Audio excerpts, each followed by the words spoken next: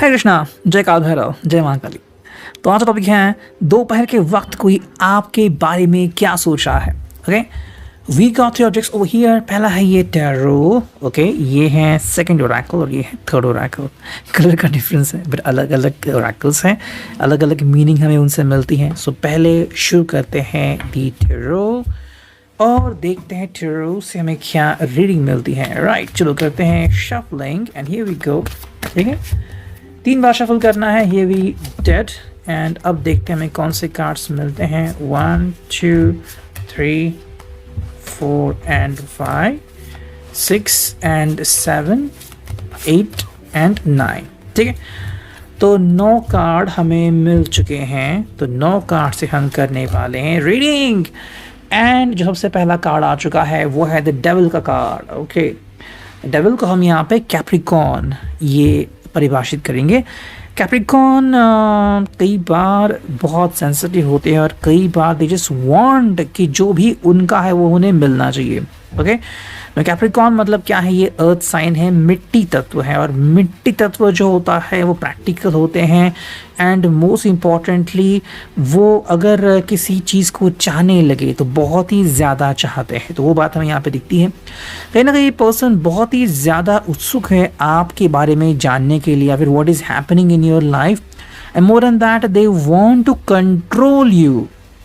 Okay, देखो आपकी ज़िंदगी वो कंट्रोल नहीं कर सकते लेकिन आपको कंट्रोल करने की कोशिश ज़रूर कर सकते हैं बिकॉज उनके हिसाब से अगर आप बहुत ही प्रीशियस है तो आप जैसी प्रीशियस जेम, प्रीशियस जूल उनके ज़िंदगी से जाने नहीं चाहिए। सेकेंडली, यहाँ पे हमें उनके इरादे नज़र आते हैं। The person want to have you in his or her life. ठीक है, हाँ, छोटे मोटे झगड़े वगैरह चलते रहते हैं। अगर आप कैप्रिकॉर्न की बात करें तो झगड़े होते ही रहते हैं लेकिन उसके बाद जब सिमटने का समय आता है, जब क्लोजिंग करने का समय आता है, तभी पर्सन चाहता है कि आप उनके थ्रू कम्युनिकेट करें, आप उन्हें बात करें, आप उन्हें अंडरस्टैंड करें। सेकंड जो कार्ड है वो है king of pentacles, taurus, Virgo, Capricorn. Again यहाँ पे मिट्टी तत्व आ चुका है लेकिन ये क्या है, ये है डायरेक्टली द किंग। ओके, अगर हम इस पर्सन को देखें तो ये आपकी या उनकी दोनों की जो ज़िंदगी है उसके बारे में काफ़ी अच्छे से सोच विचार करते हैं। बट मोर देन दैट अगर हम बात करें तो ये पर्सन आपको रीयूनाइट करना चाहते हैं उनके साथ। ठीक है, हम ऐसे कह सकते हैं कि ये पर्सन सारी ज़िंदगी के बारे में सोचते ही रहते हैं और कब क्या सोल्यूशन निकालना है उनको अच्छी तरह से पता होता है। तो आपको चिंता करने की ज़रा ज़रूरत नहीं है। कोई भी परिस्थिति आ जाए उस वक्त जो सही होगा वो बेहतरीन से बेहतरीन तरीके से पर्सन ज़रूर करेगा। नेक्स्ट कार्ड यहाँ पे आ चुका है वो है पेज ऑफ पेंटिकल्स। अगेन मिट्टी तत्व, पता नहीं क्यों ऐसे हो रहा है। पेज है यहाँ पे, प्रिपरेशन हमें दिख रही है। प्रिपरेशन क्या है, ठीक है, आई थिंक कहीं ना कहीं आप इसके लिए रेडी नहीं हो या फिर इनके जो भी प्लान्स है उनमें आप इनिशिएटिव नहीं लेना चाहते, वो शायद एक दिक्कत हो सकती है। ठीक है, फॉर एग्जांपल अगर गणपति बापा की अगर हम बात करें तो अभी फेस्टिवल आने वाला है तो उनकी प्रिपरेशन पूरी तरह से रेडी है, क्या करना है, कहाँ आना है, मूर्ति कहाँ से लेनी, वो सब। लेकिन आप नहीं, मुझे तो ये ठीक नहीं लग रहा। तो यहाँ पे आपकी तरफ से इनके लिए इश्यूज हो सकते हैं, वो तो अपने लिहाज से पूरी तरीके से रेडी है। नेक्स्ट कार्ड हमें दिख रहा है वो है 5 ऑफ वॉन्ड्स, एरीज, लियो, ज़ैट। यस, आपके ही साथ इनका द्वंद्व चल रहा है। जहाँ पे ये यस कहते हैं आप नो कहते हैं, जहाँ पे ये नो कहते हैं आप यस कहते हैं, जहाँ पे ये डीले करते हैं आप कहते हैं अभी चाहिए और जहाँ पे वो कहते हैं अभी चाहिए आप कहते हैं डीले। ओके, तो ये चीज़ें हमें यहाँ पे क्लियर अंडरस्टैंड हो रही हैं। जिनके लिए भी कार्ड होगा वो समझ जाएंगे। नेक्स्ट कार्ड है 9 ऑफ सोर्ड्स। ये कार्ड दोबारा से एंट्री कर रहा है। 9 ऑफ सोर्ड, ये हम कह सकते हैं कि ये भी ऐसा पल जीत चुके हैं लेकिन प्रॉब्लम पता है क्या होता है, हम तभी यकीन करते हैं जब हमारे सामने ये चीज़ें होती हैं। ओके, फॉर एग्ज़ाम्पल मान लो कि कोई आपका फ्रेंड है और आप ज़्यादा नहीं मिलते लेकिन अगर उसने आपको बताया नहीं कि वो किसी कारण से हॉस्पिटलाइज हुआ, आपको पता नहीं चलेगा और आप तब यकीन करेंगे जब आपका फ्रेंड बताएगा और आप उससे मिलने के लिए जाएंगे and you will see the person in hospital. Okay, अब ठीक है, लेकिन अगर यूँ ही कहा तो शायद फेक रहा है। राइट, तो वो चीज़ें यहाँ पे आती है। कहीं ना कहीं पर्सन जो है वो क्वेश्चनिंग कर रहा है। 9 ऑफ सॉर्ड्स का मतलब क्या है, there is a questioning and the questioning is what, कि जो हो रहा है क्या ऐसा ही होना चाहिए और जो हो रहा है क्या उनके मन के मुताबिक नहीं हो रहा है, नहीं हो रहा है तो ये दुखी है। ठीक है, कहीं ना कहीं इनके हिसाब से अगर आप इनके ऊपर ट्रस्ट नहीं करते, बिलीव नहीं करते, तो क्यों नहीं करते? यहाँ पे इनके इमोशंस मैटर करते हैं और इमोशन के कारण ये चीज़ ऐसे हो रही है। अगर कम्युनिकेशन काफ़ी दिनों से बंद है तो भी ये हालात हो सकते हैं, हालांकि आपके समझ के परे भी हो सकते हैं। नेक्स्ट कार्ड है night of cups, cancer, Scorpio, Pisces. यहाँ पे दो चीज़ें दिख रही हैं। ये पर्सन अपनी उम्मीदें एक्सप्रेस करना चाहता है, या तो ये पर्सन अपनी ज़िंदगी में एक नए दोस्त की तलाश में है, या तो वो आपसे कम्युनिकेट करना चाहता है और आपसे ही गठबंधन करना चाहता है। वो तभी एप्लीकेबल है जब आपकी परिस्थिति उसके मुताबिक होगी। हर व्यक्ति की परिस्थिति अलग अलग होती है, उसके हिसाब से आप ये रीडिंग देख सकते हैं। नेक्स्ट कार्ड है वो है 3 ऑफ पेंटिकल्स, टॉरस और कैप्रिकॉर्न। ये पर्सन आपसे कम्युनिकेट करना चाहता है बार बार, हर बार, और रिजल्ट्स उसके हिसाब से सेम होने चाहिए। ठीक है, जैसे कि H2O जब कहोगे तो पानी ही आएगा, वहाँ से कोई मीथेन वगैरह नहीं बनेगा। ये ऐसी तरह से ये कर रहा है, लेकिन ये एक बात बहुत ही बड़ी गलती कर रहे हैं यहाँ पे। ये परिस्थिति को भूल रहे हैं। H2O तो ये अणु हो गए, वो तो नहीं बदलेंगे, लेकिन हमारी परिस्थिति बदलती रहती है, हमारे इमोशंस बदलते रहते हैं। और ये कार्ड प्रैक्टिकल कार्ड है, इसीलिए वो इमोशन के बारे में नहीं सोच रहे हैं।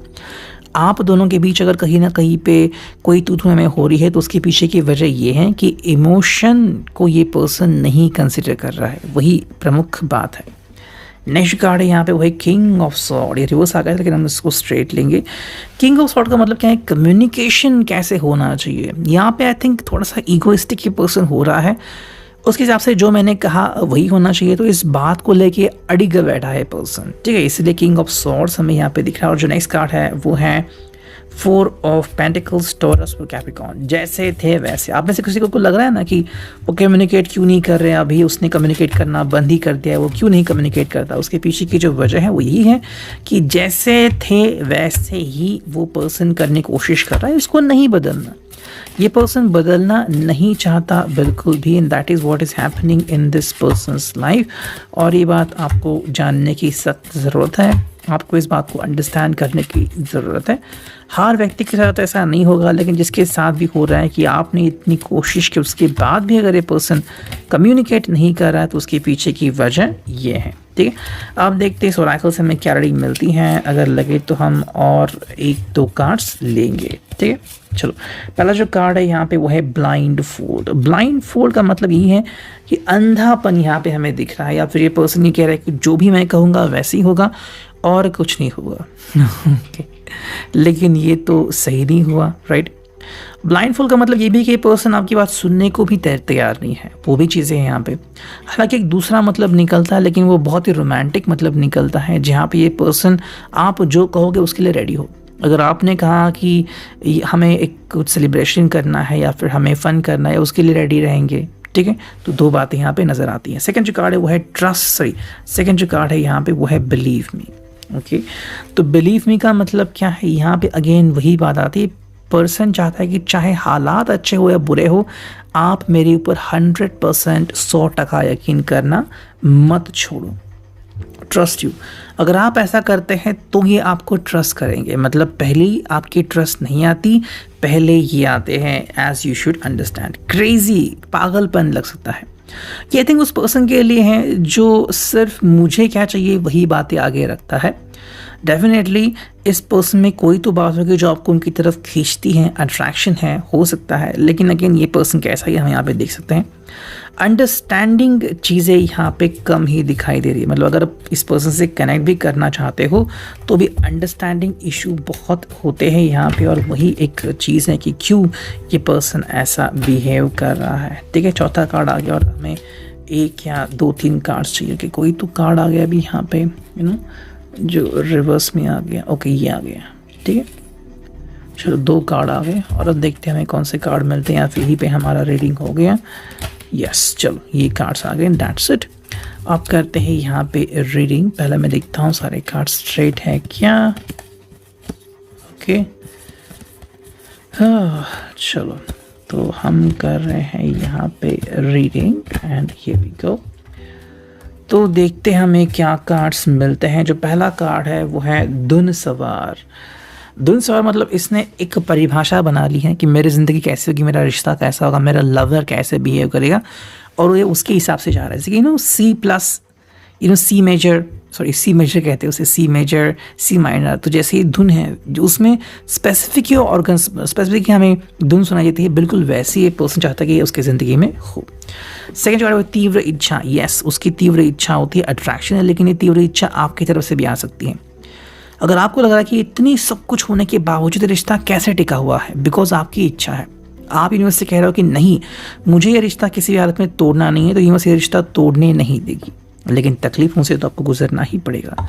नेक्स्ट कार्ड है यहाँ पे, वो है प्यार पाने की चाहत। या आप दोनों की तरफ से हो सकता है। प्यार का अलग अलग नगमा होता है। ओके, प्यार का मतलब ये नहीं होता कि I like you, I love you, that's it. ये तो आपकी फीलिंग हो गई। क्या उसकी फीलिंग आपकी तरफ है? क्या वो बदल चुकी है या पहले जैसी है, या फिर कभी फीलिंग्स थी ही नहीं? वो सारी चीज़ें यहाँ पे मैटर करती हैं। नेक्स्ट कार्ड है वो है भारी कीमत। आपको शायद एक भारी कीमत चुकाने की ज़रूरत पड़ सकती है। भारी कीमत मतलब कई बार कम्युनिकेशन बंद होना या फिर कम्युनिकेशन बहुत ही ज़्यादा होना। अब ऐसे में आप क्या एक्सपेक्ट करते हो? क्या आप उस चीज़ के लिए रेडी हो या नहीं हो, वो भी यहाँ पे दिखती है।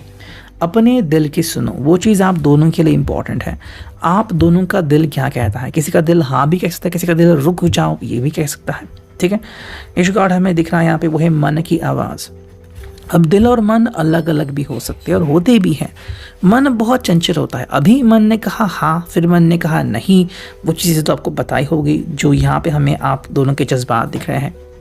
यकीन करना काफ़ी डिफ़िकल्ट है अपने अपने मन के ऊपर। कई बार आपको ऐसे भी लोग मिलते हैं जो कहते हैं कि वी आर इन लव, और फिर क्या second day we have breakup, we did breakup. कैसे? प्यार था तो ब्रेकअप कैसे? मतलब प्यार नहीं था, वो सिर्फ अट्रैक्शन था।